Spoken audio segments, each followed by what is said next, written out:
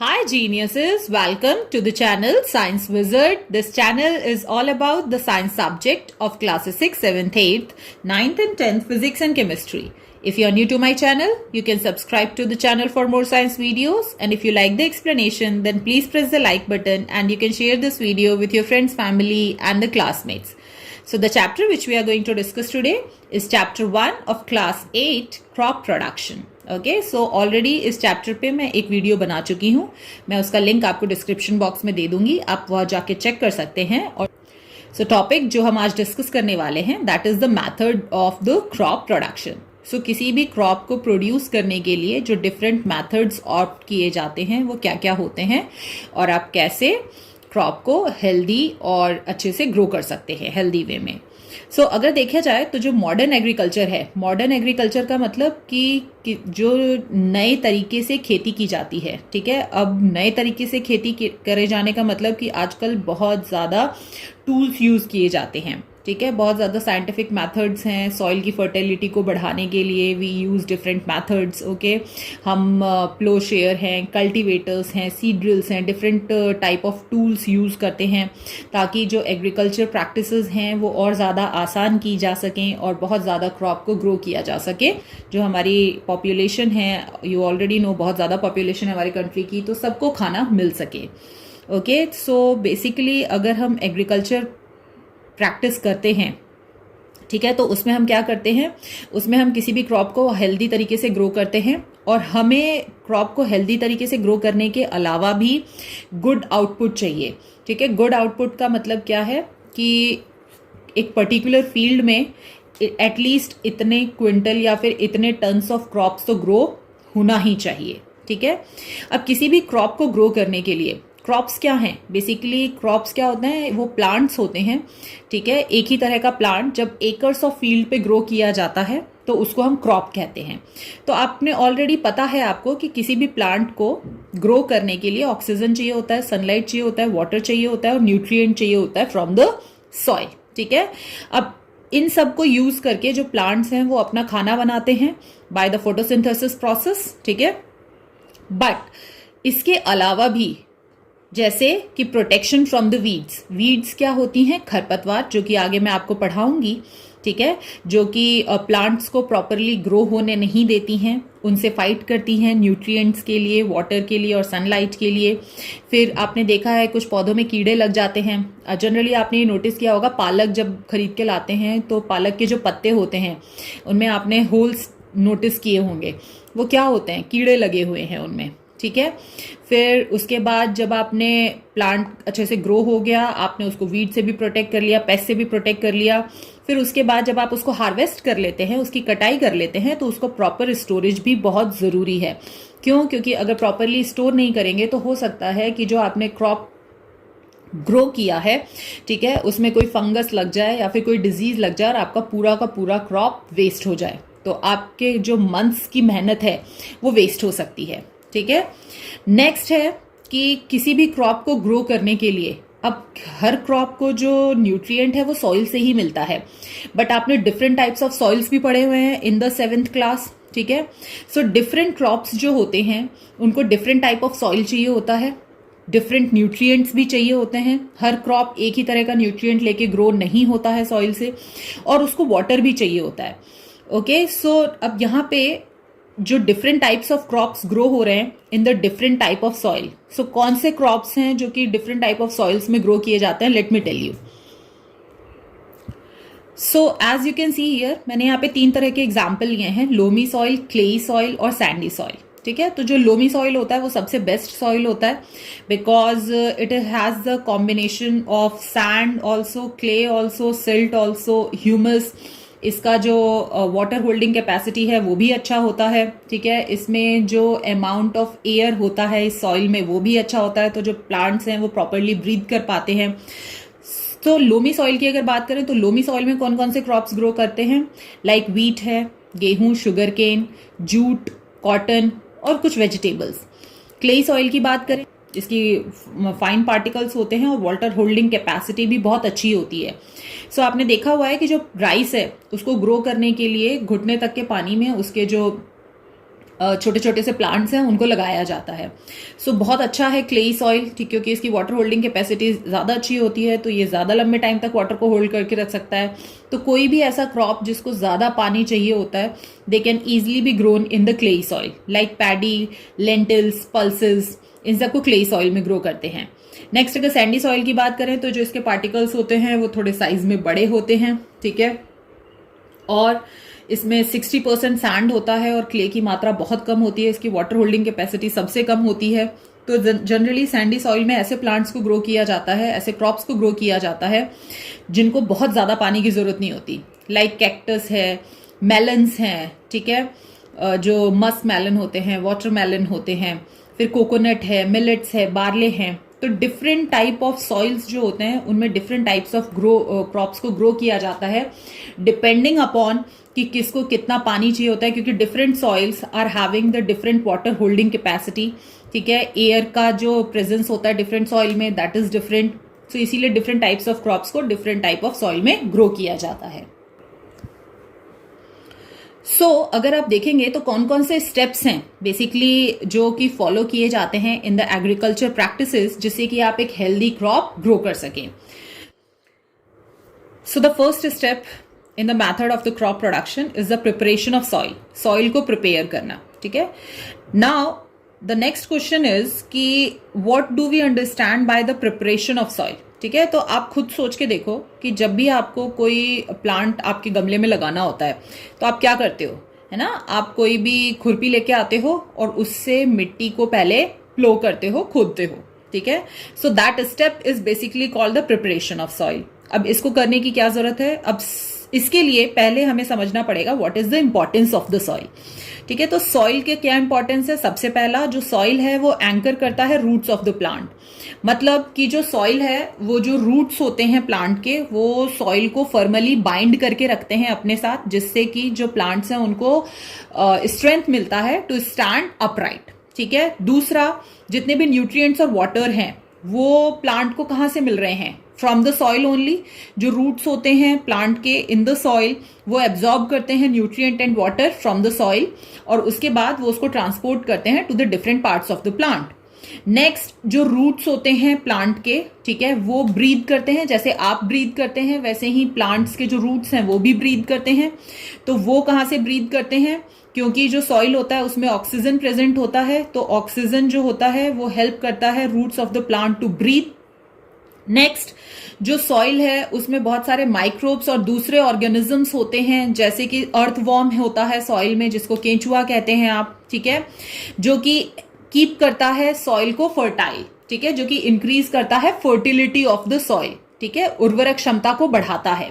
Plus जो earthworm है वो कॉन्स्टेंटली सॉइल में ऊपर नीचे कर रहे होते हैं, तो वो प्लोइंग में भी हेल्प करते हैं, जिसके कारण कि डेप्थ तक सॉइल में ऑक्सीजन पहुंच पाता है और प्लांट्स के जो रूट्स हैं वो प्रॉपरली ब्रीथ कर पाते हैं। तो सॉइल के बहुत सारे इंपॉर्टेंट फंक्शंस हैं in order to grow the crop. So if we talk about the preparation of soil, तो preparation of soil involves the loosening and turning it. तो प्रिपरेशन ऑफ सॉइल में सबसे पहले आप जब भी खुरपी से किसी भी सॉइल को प्लो करते हैं तो सबसे पहले क्या होती है, सॉइल लूज हो जाती है। कितनी भी टाइट सॉइल हो, जब आप खुरपी से उसको प्लो करते हैं तो वो लूज होती है। और प्लस आपने ये नोटिस किया होगा कि जो नीचे वाली लेयर होती है सॉइल की वो ऊपर आ जाती है और ऊपर वाली लेयर नीचे चली जाती है। So the preparation of soil में हम क्या कर रहे हैं, बेसिकली लूज कर रहे हैं सॉइल को और टर्न कर रहे हैं। Why we are doing that? What are the advantages of doing that?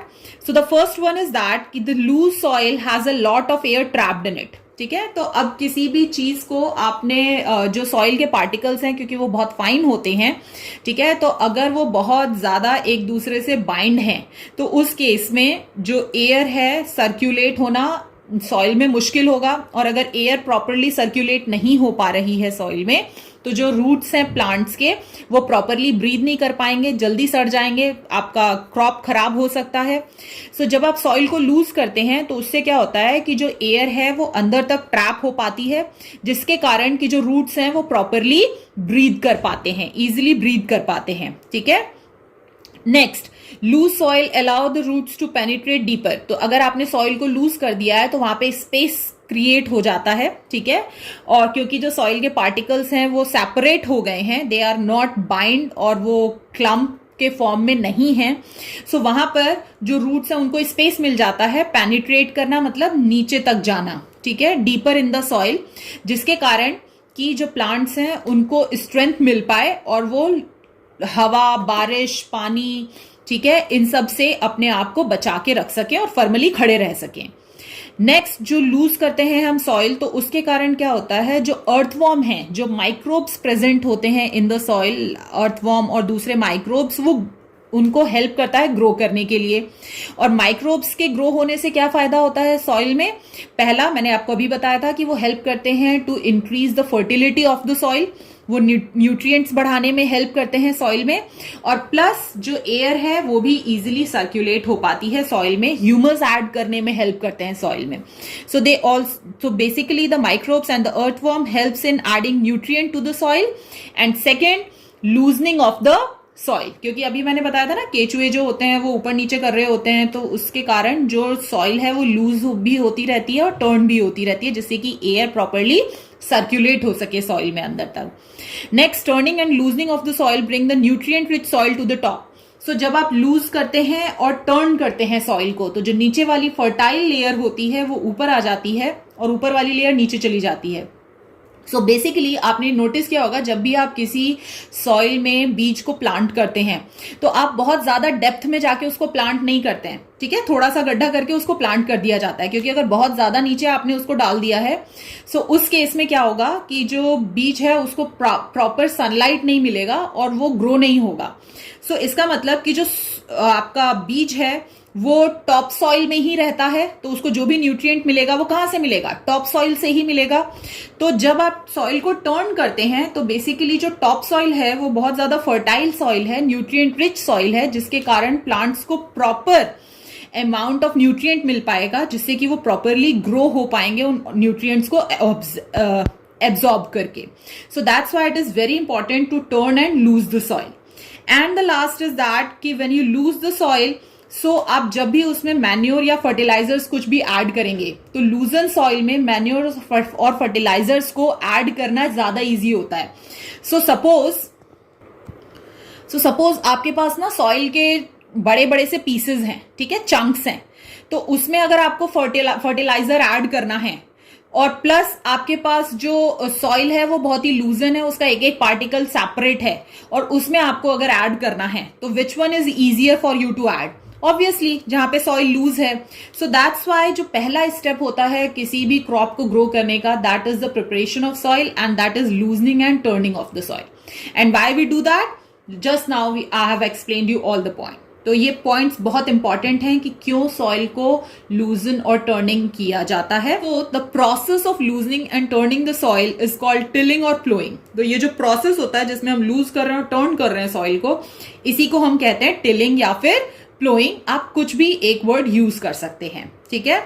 Next, अब ये प्लोइंग करी कैसे जाती है? What are the agricultural tools which are use to do that? So basically पहले की अगर बात करें हम, so it is carried out by using a wooden और the iron plough which is pulled either by the animal और by the tractors, and the iron plough are more popular these days. So पहले जो होता था, let me show you in the figure.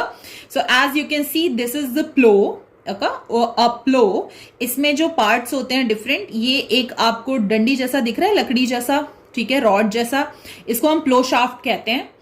और ये वाला जो होता है this is called the ploughshare, ठीक है। तो प्लो शेयर में ये जो ये सारा का सारा वुडन पार्ट होता था, ये वाला जो होता था this is the iron part, ठीक है। ये वाला जो पार्ट है ये सॉइल में अंदर तक डिग किया जाता था, और जब इसको कोई भी एनिमल खींचता था, as you can see in this figure, ठीक है। तो सपोज करो कि ये वाला जो रॉड है, ये this one is the plough shaft, ठीक है, और यहां पे ये सीड्रिल दिखाया हुआ है। Just imagine this part and the other this part in the soil. तो जब भी एनिमल इसको खींचेंगे तो यहाँ पे जो सॉइल है वो प्लो होता था। तो इस ढंग से पहले सॉइल को प्लो किया जाता था, but it takes a lot of time in order to plough the acres of field. So इसीलिए आजकल कल्टीवेटर्स यूज किए जाते हैं जो कि ट्रैक्टर से अटैच कर दिए जाते हैं, और आप एकर्स ऑफ फील्ड को कुछ ही मिनटों में आप इजीली प्लो कर सकते हैं, ठीक है। सो इस ढंग से जो सॉइल है उसको प्लो किया जाता है। The traditional method of plowing the soil is the plow, okay, and the modern method of plowing the soil is the cultivator, which is attached to the tractor, और ट्रैक्टर की मदद से, कल्टीवेटर्स की मदद से आप बहुत ही इजीली एकर्स ऑफ फील्ड को प्लो कर सकते हैं।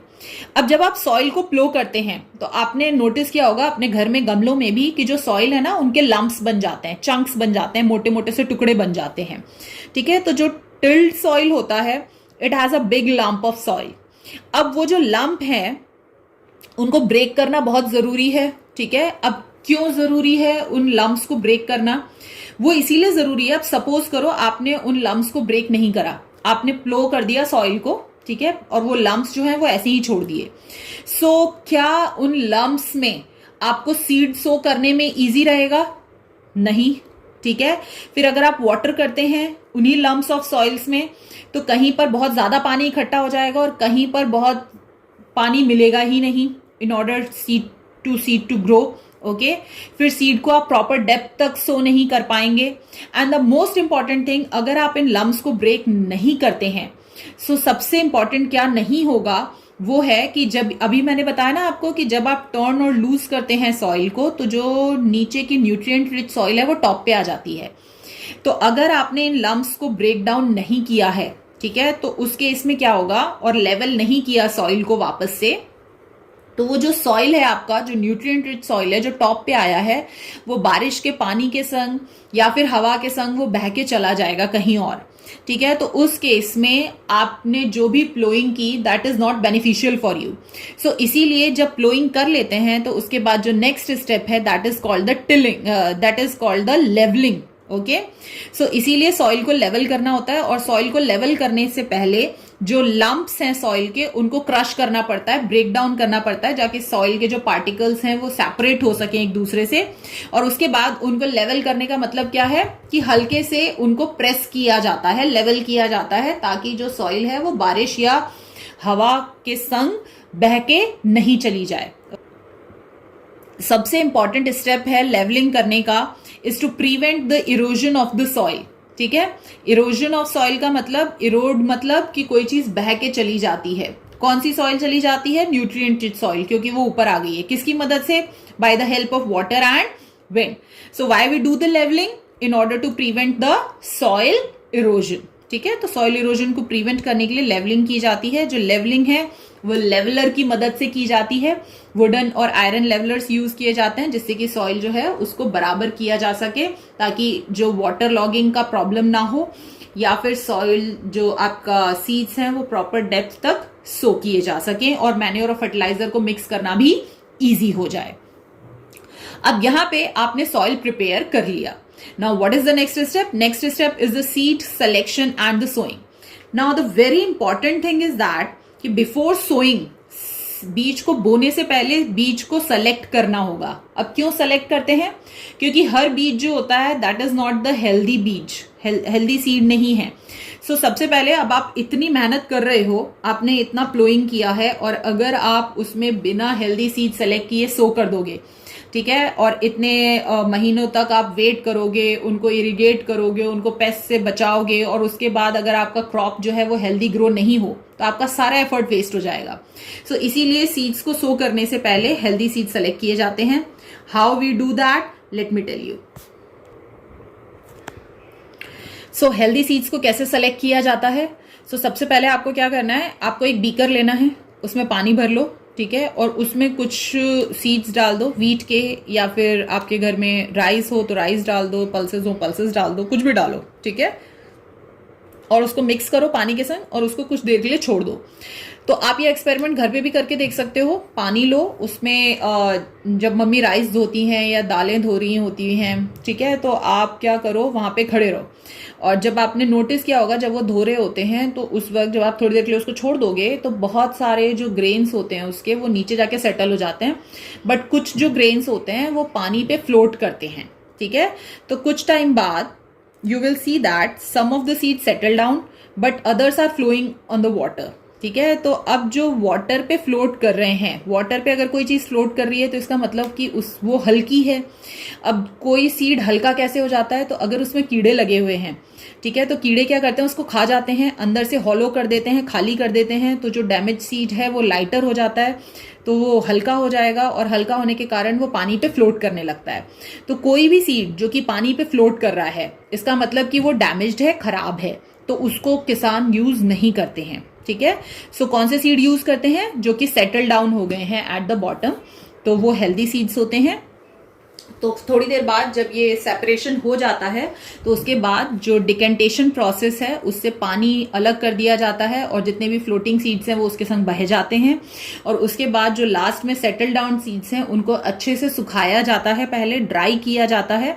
और ड्राई क्यों करते हैं, यहाँ पर आपने एक चीज नोटिस की होगी कि कोई भी जो क्रॉप होता है, ठीक है, आप इवन आपके घर में आपने ये नोटिस किया होगा, जब अंगूर लेके आते हो तो अंगूर आप कुछ टाइम के लिए ही फ्रिज में रख के खा सकते हो, ठीक है। बट अगर आप किशमिश बना लो, उसका सारा मॉइस्चर निकाल दो, तो किशमिश को आप बहुत लंबे टाइम तक, 1 सालों तक स्टोर करके रख सकते हो।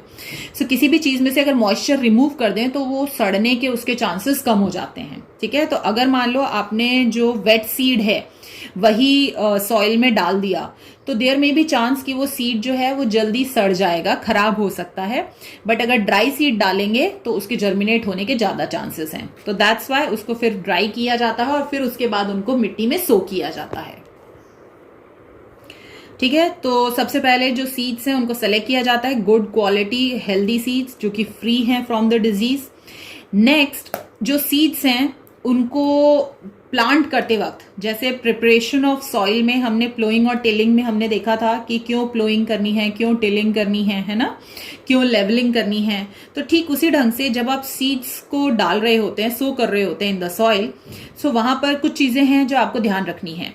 पहली है कि they must be planted eight the proper depth in the soil. अब प्रॉपर डेप्थ का मतलब क्या है कि एक पर्टिकुलर डेप्थ तक, गहराई तक ही आप सीड्स को प्लांट कर सकते हैं। अगर आप उसको टॉप मोस्ट लेयर पे ही छोड़ दोगे, ठीक है, जो मिट्टी की सॉइल है अगर उस पे ही छोड़ दोगे ऊपर टॉप लेयर पे ही, तो चांसेस हैं कि वो हवा पानी के संग बह जाए या फिर कोई बर्ड उसको खा जाए। अगर आप बहुत ज्यादा डेप्थ में डाल दोगे तो वहां पे उसको फिर वाटर और सनलाइट प्रॉपर नहीं मिल पाएगी, तो वो वैसे भी सड़ जाएगा, ग्रो नहीं कर पाएगा। तो इसलिए बहुत जरूरी है कि अगर सीड को ग्रो करना है तो उसको एक प्रॉपर डेप्थ तक डालना है। तो अगर आप बहुत ज्यादा प्लांट कर देंगे, मतलब बहुत ज्यादा डेप्थ में सॉइल के डाल देंगे, तो वहां पे वो प्रॉपर रेस्पायर नहीं कर पाएगा, उसको ऑक्सीजन नहीं मिल पाएगा। ठीक है। और उस दूसरा कि जो उसके शूट्स हैं, शूट्स क्या होते हैं, जो सॉइल से बाहर की तरफ ग्रो करते हैं, ऊपर की तरफ ग्रो होते हैं, तो उनके शूट्स जो हैं वो सॉइल को पुश करके उसके थ्रू बाहर नहीं निकल पाएंगे। तो इसीलिए बहुत जरूरी है कि आप उसको एक प्रॉपर डेप्थ तक ही सो करें। ठीक है। और अगर आप उसको सरफेस पे रख देंगे तो they can be eaten by the bird. Next जो सीड्स हैं उनको पानी चाहिए होता है फॉर द जर्मिनेशन। ठीक है। तो जो सॉइल है should therefore have the water in it। तो हमेशा जो सॉइल है उसमें मॉइस्चर होना चाहिए। मॉइस्चर होने से क्या होगा कि जो सॉइल, जो भी सीड है वो कैसे ग्रो होगा, बाय टेकिंग द वाटर। ठीक है, फॉर द जर्मिनेशन।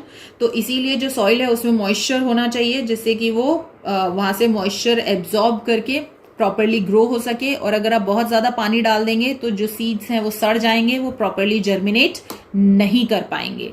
सो इसीलिए आपकी जो मिट्टी है वो सूखी भी नहीं होनी चाहिए और बहुत ज्यादा पानी भी नहीं डालना है, लिमिटेड क्वांटिटी में डालना है पानी। Next, seed should be sown at the proper distance. तो जो 2 सीड्स आप डाल रहे हैं उनके बीच में डिस्टेंस भी प्रॉपर होना चाहिए। बहुत ज्यादा पास या बहुत ज्यादा दूर डाल देंगे तो भी आपके लिए बेनिफिशियल नहीं है। क्यों? क्योंकि अगर आप बहुत ज्यादा पास डालते हैं तो फिर जो सीड्स हैं वो फाइट करेंगे for the water, sunlight and the nutrients, और दोनों सीड्स को proper amount of water, sunlight और न्यूट्रिएंट नहीं मिल पाएगा, जिससे कि हेल्दी क्रॉप ग्रो नहीं हो पाएगा। और अगर आप बहुत ज्यादा दूर डाल देते हो तो आप क्या कर रहे हो, आपका जो फील्ड है, फील्ड का स्पेस, उसको वेस्ट कर रहे हो। सो दोनों ही केसेस में आपका नुकसान है। तो इसीलिए सीड्स को प्रॉपर डिस्टेंस पे सो करना बहुत जरूरी है कि अब सीड को सो कैसे किया जाता है। तो देयर आर द 2 मेथड्स जिनसे की मदद से सीड्स को सो किया जा सकता है। सो पहले के लोग जो थे वो सीड्स को सो करते थे मैन्युअली, ठीक है, हाथों की मदद से। ठीक है, वो क्या करते थे, हाथों में बीज लेते थे और रेंडमली ऐसे ही मिट्टी पे फेंक देते थे। ठीक है, तो उस केस में क्या होता था, कभी कभी बहुत सारे बीज एक ही जगह गिर जाते थे, कभी कुछ बीज जो है वो दूर दूर गिरते थे। तो उसके कारण क्या होता था, प्लस वो टॉप प्लेयर पे ही होते थे सॉइल के, तो वो पानी और हवा के संग ईजिली बह के निकल जाते थे या फिर उसको बर्ड्स खा जाती थी। और अगर एक ही जगह बहुत सारे सीड्स गिर जाते थे तो फिर वो प्रॉपरली ग्रो नहीं हो पाते थे। So that was not the appropriate methods in order to sow the seeds. So दूसरा मेथड यूज किया जाता है आजकल, and that is called the seed drill method. Okay, so as you can see in the figure, ये seed drill है जो ये आपको दिख रहा है ना यहाँ पे, this is the seed drill. Okay, so ये जो प्लो आपने देखा था, प्लो में ही इस सीड ड्रिल को अटैच कर दिया जाता है। And as you can see कि जब ये आपके एनिमल्स जो हैं वो मूव करते हैं, ठीक है, तो यहाँ पे आपका प्लो जो है वो क्या करता रहता है, इसको खोदता रहता है, सॉइल को फ्यूरोज बनाता रहता है। ठीक है, तो उसके वक्त ही यहाँ पे सीड भी डाले जाते हैं उसमें, सीड ड्रिल में, और जो सीड्स हैं वो इन पाइप्स के थ्रू प्रॉपर डिस्टेंस और प्रॉपर डेप्थ तक नीचे सो किए जाते हैं, जिससे कि जो क्रॉप है वो हेल्दी क्रॉप्स ग्रो हो सके और सीड्स का वेस्टेज ना हो। ओके, तो सीड्स को फनल में डाला जाता है और जो प्लो होता है वो फ्यूरोज बनाता जाता है सॉइल में, जिनको आप वो पगडंडियां जैसी होती है ना, उनके बीच में जो जगह होती है उसको फ्यूरोज कहते हैं। ओके, और जो सीड्स हैं वो उसमें डिपॉजिट किए जाते हैं with the help of the seed drill. तो सीड ड्रिल की मदद से जो आपका सीड है वो प्रॉपर डिस्टेंस, इक्वल डिस्टेंस और प्रॉपर डेप्थ तक सो किया जाता है, जिससे कि जो सीड है वो इजी कवर्ड हो पाए सॉइल से आफ्टर द सोइंग और बर्ड्स उसको ना खा पाएं। ठीक है, और उसको प्रॉपर अमाउंट ऑफ न्यूट्रिएंट और सनलाइट मिले, जिससे कि वो हेल्दी वे में ग्रो हो सके। पर कुछ प्लांट्स ऐसे भी हैं जिनके सीड्स को डायरेक्टली सो नहीं किया जाता है into the soil, like rose, tomato, onion, chillies, brinjals. इनके प्लांट्स जो होते हैं, इनके जो सीड्स होते हैं बेसिकली, उनको डायरेक्टली प्लांट नहीं किया जाता है इनटू द फील्ड। उनको पहले नर्सरीज में उनके सीड्स को ग्रो किया जाता है। ठीक है, और फिर उसके बाद जब वो सीडलिंग्स में कन्वर्ट हो जाते हैं, सीडलिंग्स मतलब स्मॉल प्लांटलेट्स, ओके, तो उन प्लांट्स में से जो हेल्दी होते हैं, हेल्दी सीडलिंग्स हैं, उनको वहां से निकाल के और फिर उसके बाद उनको फील्ड में ट्रांसप्लांट किया जाता है, वापस लगाया जाता है। तो सीडलिंग्स को फिर से ट्रांसफर किया जाता है, ट्रांसप्लांट किया जाता है इनटू द फील्ड। ओके, और इस ढंग से जो फार्मर्स हैं उनके पास ऑप्शन होता है to select the healthy seedlings, और प्लस कि उनको प्रॉपर स्पेस पे और प्रॉपर डेप्थ तक उनको जो फार्मर्स हैं वो लगा सकें, जिससे कि जो क्रॉप की प्रोडक्शन है उनको इंक्रीज किया जा सके। सो क्योंकि यहाँ पे जो सीड्स हैं पहले नर्सरी में ग्रो की जाती हैं और फिर उसके बाद उनके सीडलिंग्स को ट्रांसप्लांट किया जाता है, वहां से निकाल के फिर दूसरी जगह लगाया जाता है फील्ड में। तो this process is called the transplantation method. ठीक है, और ट्रांसप्लांटेशन मेथड से rice, tomato, onion, chillies, brinjal जैसे क्रॉप्स जो है उनको ग्रो किया जाता है। So the first oral question is, agriculture deals with plants, not with the animals. Do you agree? Give reason. So as you have already read that, the science that deals with growing crops and rearing the animals.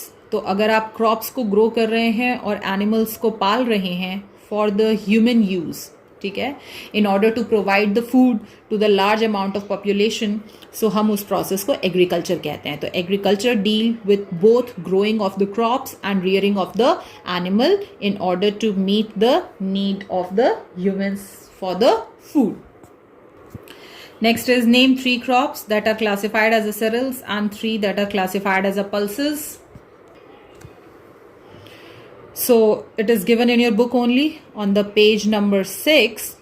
So as you can see, it is given in your book only on the page number 6. These are the crop plants and these are the examples. So cereals are the wheat, paddy, जिसको rice भी कहते हैं, maize, barley, ragi, and pulses are the grams, peas and beans. Next, if a crop is sown in June and harvested in October, okay, what will be it classified as? Rabi or a Kharif. Okay, so if a crop is sown in June and harvested in October, so basically June के around क्या शुरू हो जाती है, बारिश शुरू हो जाती है। ठीक है, तो कौन से क्रॉप्स हैं जिनको बारिश के टाइम में ग्रो किया जाता है? ओके, या फिर समर के टाइम में ग्रो किया जाता है, they are the kharif crops. So obviously the crops are the kharif crops which are sown in June and harvested in October. और जो राबी क्रॉप्स हैं, they are the winter crops, so they are sown in the October and harvested in the March और April. Next, it is necessary to loosen the soil by plowing before sowing the seeds. Why is it necessary to level the soil after plowing? Okay, so seeds को सो करने से पहले प्लो करना या loose करना soil को बहुत ज़रूरी है. बट आफ्टर लूजनिंग और टर्निंग द सॉइल, लेवलिंग जो है वो क्यों ज़रूरी है सॉइल की after ploughing? Okay, so why it is done? Leveling is done in order to prevent the soil erosion, means in order to prevent the fertile soil to erode with the help of the water or the wind. ठीक है, क्योंकि अगर आपने levelling नहीं की है तो जो फर्टाइल सॉइल है वो पानी और हवा की मदद से बह के चली जाएगी और आपके क्रॉप्स जो हैं उनको प्रॉपर न्यूट्रिएंट नहीं मिल पाएगा ग्रो करने के लिए. So in order to prevent the erosion of the soil by the wind and water, levelling is done after ploughing. Next, seeds are often grown in the nurseries and then transplanted to the field. What is the advantage of this? So, why the transplantation method is opted in few of the crops? So, this method helps the farmer to select the healthy seedlings and to place them or to sow them at the proper space, okay, so that they can get the increased crop production. So these are the two reasons.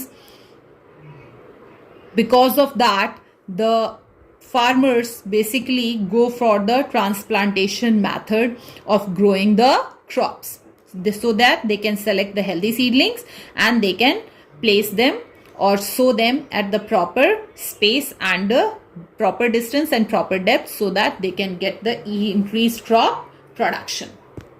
So this is it about this video. If you're having any kind of doubt till this topic, so please ask me in the comment section. I will reply you. And the next topic we are going to discuss in the next video. So till then, take care. Bye bye.